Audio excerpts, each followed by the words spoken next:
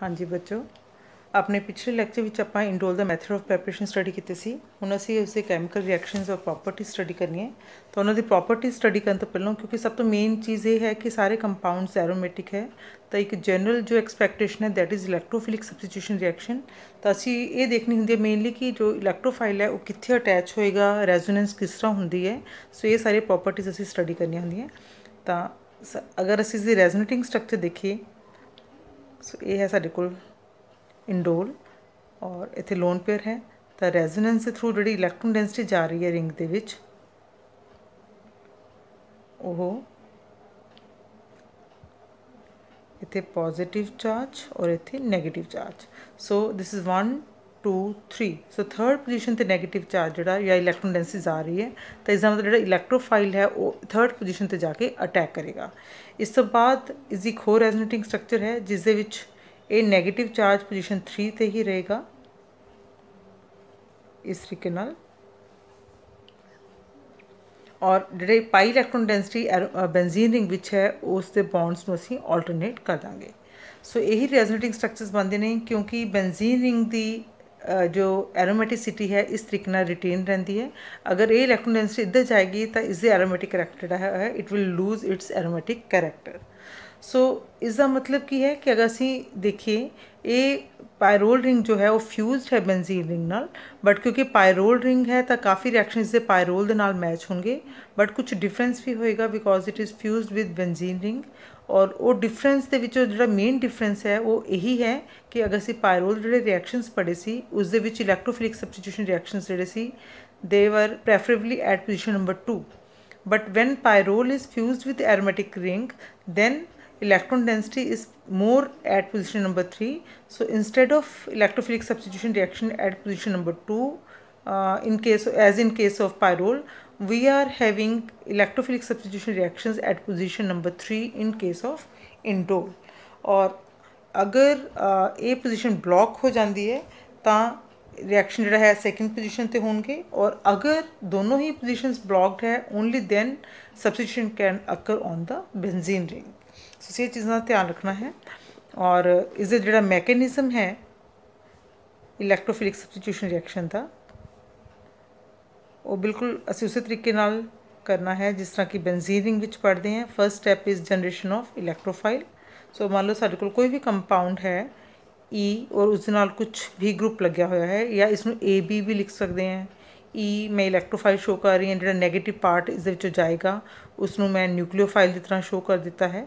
So first step is generation of electrophile, second step is attack on the ring। So इस तरीके नाल इत्थे असी इलैक्ट्रोफाइल ऐड करता, it will attack on the ring और इस तरह अटैक हो जाएगा। और जी सारे को स्ट्रक्चर बनेगी इत्थे डबल बॉन्ड आ जाएगा, पॉजिटिव चार्ज, और इत्थे इलैक्ट्रोफाइल ने अटैक कर दिता और पॉजिटिव चार्ज नाइट्रोजन ते आ गया। और एक होर रेजोनेटिंग स्ट्रक्चर केड़ी बनेगी ए वाली जिस दे विच जिहड़ा पॉजिटिव चार्ज है वो एडजेसेंट कार्बन ते आ जाएगा। ठीक है। सो इस तरह इसके दो रेजोनेटिंग स्ट्रक्चर्स बन जाएंगे। और थर्ड स्टैप जो नॉर्मली असी पढ़ते हैं abstraction of proton from the intermediate formed. So ये साढ़े कोल इंटरमीडिएट बनया है तो इलैक्ट्रोफाइल, और इत्थे है साढ़े कोल पॉजिटिव चार्ज। और जो नैगेटिव इस काउंटर आयन जनरेट होया है ड्यूरिंग द जनरेशन ऑफ इलैक्ट्रोफाइल, वो नैगेटिव आयन जो है it will abstract this proton और इलैक्ट्रॉन डेंसिटी शिफ्ट हो जाएगी ताकि इसका एरोमेटिक करैक्टर जो है वो रिटेन हो जाए। So the result is substitution at position number 3। सो इस चीज़ में असी अगे रिएक्शन स्टडी कर लाँगे, डिफरेंट रिएक्शनस जो असी नॉर्मली बेंजीन दे पढ़े है या पायरोल दे पढ़े है वही असी हुण इंडोल दे स्टडी करांगे।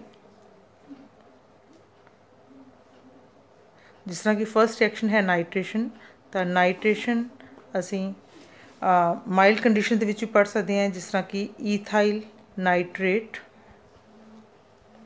तो उस नाइट्रोनियम आयन इलैक्ट्रोफाइल जनरेट हो जाएगा और उसने एक्सपैक्टेड जो है साढ़े कोल पोजीशन नंबर 2 ते अटैच हो जाएगा, सॉरी पोजीशन नंबर 3 ते अटैच हो जाएगा। सो दिस इज़ 3 नाइट्रो इंडोल। इस तरह सल्फोनेशन असी जिस तरह पायरोल दे विच भी पढ़ी सी, सल्फर डाइऑक्साइड की प्रेजेंस विच with pyridine as the mild base, तो सल्फोनेशन भी पोजीशन नंबर 3 ਤੇ एक्सपैक्टेड है, but there is exceptional behaviour कि इसकी जी ओरिएंटेशन है that is at position number 2, but इसका कोई रीज़न जो है बहुत ज़्यादा क्लीयर नहीं है। Halogenation, chlorination specially sulphuryl chloride असी यूज़ करते हैं, तो वह भी पोजीशन नंबर 3 ते होएगी। सो इत्थे असी इवें बना सकते, इत्थे तुसी बॉन्ड्स भी बना सकते हो या एरोमेटिक रिंग शो कर सकते हो। दैन क्योंकि ये रिंग भी एक्टिवेटेड है because of the presence of 6 electrons delocalised over 5 atoms, तो रिंग विच इलैक्ट्रॉन डेंसिटी ज़्यादा है जिसके करके ये जो है एक्टिवेटेड रिंग वाले रिएक्शन भी शो कर सकता है। जिस तरह कि असी पहलों भी पढ़िया है HCN और HCl की प्रेजेंस विच, और उस तो बाद इसकी एसिडिफिकेशन करते हैं तो जो रिएक्शन है गेटरमैन फॉर्माइलेशन रिएक्शन, सो जिस दे विच फॉर्मैल्डिहाइड ग्रुप जो है वो इंट्रोड्यूस हो जाता है at position number 3। So this is 3 formyl, क्योंकि फॉर्माइल ग्रुप है जो असी सबस्टिट्यूएंट है तो असी इसनूं फॉर्माइल ग्रुप कहने हैं। सो 3 फॉर्माइल इंडोल। और इस तरह का एक होर रिएक्शन है साडे कोल जिस दे विच असी एक कंपाउंड लैने, इसका नाम की होएगा NN डाईमिथाइल फॉर्मामाइड।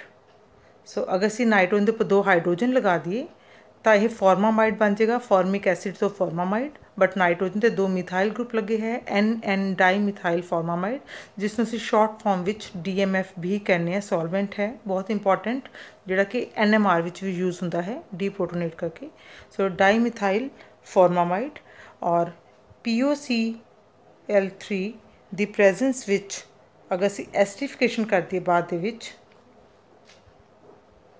तो फिर साढ़े को यही प्रोडक्ट बनेगा। इस रिएक्शन असी कहने Vilsmeier Haack reaction, Vilsmeier Haack reaction. और ये रिएक्शन जो है फ्यूरेन भी एग्जैक्टली शो करता है। अगर असी फ्यूरेन लीए ये वाले रिएजेंट्स ऐड कर दिए तो उत्थे विच भी पोजीशन नंबर 2 ते फॉर्मैल्डिहाइड ग्रुप इंट्रोड्यूस होता है, बट इत्थे पोजीशन नंबर 3 ते इंट्रोड्यूस होएगा। इस तो बाद एक होर इंपॉर्टेंट रिएक्शन जो असी एल्डिहाइड्स विच भी पढ़िया सीगा that is known as Mannich reaction. ये तुसीं ऑलरेडी सैकेंड ईयर विच स्टडी किया होया। इस असी फॉर्मैल्डिहाइड लैने और कोई सिंपल सैकेंडरी अमीन लैने तो उसी प्रेजेंस विच रिएक्शन होता है जिसनों असी मैनिक रिएक्शन भी कहने हैं। सो मैनिक रिएक्शन विच जो पोजीशन नंबर 3 है उत्थे जो असी फॉर्मैल्डिहाइड पाया इसका CH2 और उस तो बाद ये नाइट्रोजन वाला पार्ट जो है अटैच हो जाएगा इस तरीके नाल। इसका नाम की होएगा, अगर ए ग्रुप ना होंदा इत्थे 3 लग्या होंदा CH3 तो ये मीथाइल होना सी, बट हुण ए ग्रुप की है डाईमिथाइल अमाइनो मीथाइल। सो ये है 3rd पोजीशन ते लग्या होया है। So this is 3 dimethyl amino methyl indole. So ये कंपाउंड साडे कोल बन जाएगा। सो ये नॉर्मल रिएक्शंस ने इलैक्ट्रोफिलिक सब्सटीट्यूशन रिएक्शन जो कि असी नॉर्मली बेंजीन से भी एक्सपैक्ट करते हैं या एक्टिवेटेड एरोमेटिक कंपाउंड से एक्सपैक्ट करते हैं। इस तो बाद साडे कोल एक इंपॉर्टेंट रिएक्शन है रिडक्शन। द रिडक्शन विच by using various different conditions we can get different products. जिस तरह कि अगर असी इंडोल नूं ट्रीट करिए टिन HCl नाल या फिर जिंक नूं एसिड की प्रेजेंस विच करते हैं तो सिर्फ इस डबल बॉन्ड ते हाइड्रोजनेशन हो जाएगी, तो जो प्रोडक्ट बनेगा वो इस तरह बनेगा। सो एक हाइड्रोजन इत्थे ऐड हो जाएगी, हाइड्रोजन इत्थे सैकेंड और 3rd पोजीशन ते, तो इसका नाम हो जाएगा 2,3 डाईहाइड्रो इंडोल। बट अगर असी जिस तरह पहलों गल की सी strong reducing agent hydrogenation in presence of Raney nickel जोड़ा कि स्ट्रोंग रिड्यूसिंग एजेंट है, कैटलिटिक हाइड्रोजनेशन है, तो इस सारिया ही डबल बॉन्ड्स जोड़े है वो रिड्यूस हो जाएंगे, सारिया पोजीशन से रिडक्शन हो जाएगी। सो बेंजीन रिंग भी और इस जगह पर भी। तो किन्ने हाइड्रोजन ऐड हो गए? 1 2 3 4 5 6 7 8 पोजीशन से हाइड्रोजन ऐड हो रहे हैं। So this is octa hydro indo. So we can carry out complete reduction और पार्शियल रिडक्शन। इसी तरह अगर इंडोल नूं असी ट्रीट करते हैं, हीट करते हैं रादर HCl दे नाल और in presence of some non polar solvent aprotic solvent. Aprotic solvent का मतलब की हुंदा है कि इस तरह का सॉल्वेंट जिंदे विच प्रोटोन किसी इलैक्ट्रोनैगेटिव एटम के नाल अटैच्ड ना होवे। सो उसनूं असीं एप्रोटिक सॉल्वेंट कहने हैं। So this is methyl nitrile is aprotic solvent. तो इसके जिहड़े दो मॉलीक्यूल्स है वो आपस में जुड़ जाएंगे and this is known as dimerisation reaction. तो डाइमर बन जाएगा और इस दे विच एक मॉलीक्यूल है और ये मॉलीक्यूल दूसरे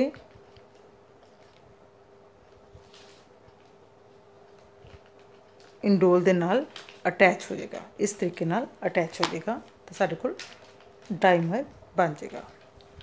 एक होर इंपॉर्टेंट ऑब्जर्वेशन जिहड़ी है react is the acidic nature. So जो नाइट्रोजन दे नाल हाइड्रोजन अटैच्ड है ये एसिडिक नेचर है। ये सानू किस तरह पता लगता है कि अगर असीं इहदे विच कोई strong reducing strong base add कर दिए, जिस तरह ऑर्गेनोलिथियम ऐड कर दिए या फिर ग्रिग्नार्ड रिएजेंट ऐड कर दिए जिहड़े कि स्ट्रोंग न्यूक्लियोफाइल होने दे नाल स्ट्रोंग बेस भी ने, तो बेस पार्ट जिहड़ा है वो प्रोटोन एब्सट्रैक्ट कर लेगा और साडे कोल इत्थे सॉल्ट बन जाएगा। सो लिथियम सॉल्ट जे असीं ग्रिग्नार्ड रिएजेंट ऐड कर रहे हैं तो मैग्नीशियम सॉल्ट बन जाएगा और जो आर है ये प्रोटोन एब्सट्रैक्ट कर लेगा तो कॉरस्पॉन्डिंग हाइड्रोकार्बन रिमूव होएगा।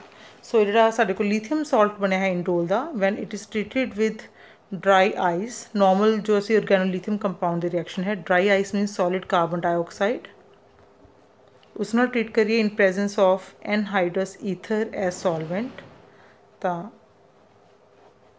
इत्थे नेगेटिव चार्ज है, इसने कार्बन डाइऑक्साइड पर अटैक करना है और फॉलोड बाय एसिडिक हाइड्रोलिसिस तो इत्थे कार्बोक्सिक एसिड ग्रुप इंट्रोड्यूस हो जाएगा। तो इसका नाम क्योंकि जो कार्बोक्सिक एसिड ग्रुप है नाइट्रोजन के नाल है, so this is known as indole nitro N carboxylic acid. So ये इंपॉर्टेंट रिएक्शन है इंडोल दे और मेन चीज़ जी ध्यान रखनी है कि नॉर्मल पायरोल के जोड़े रिएक्शन से पोजीशन नंबर 2 ते सी बट इतने पोजीशन नंबर 3 ते है और असी वो मैकेनिज्म के थ्रू भी देख चुके हैं। So that's all about indole.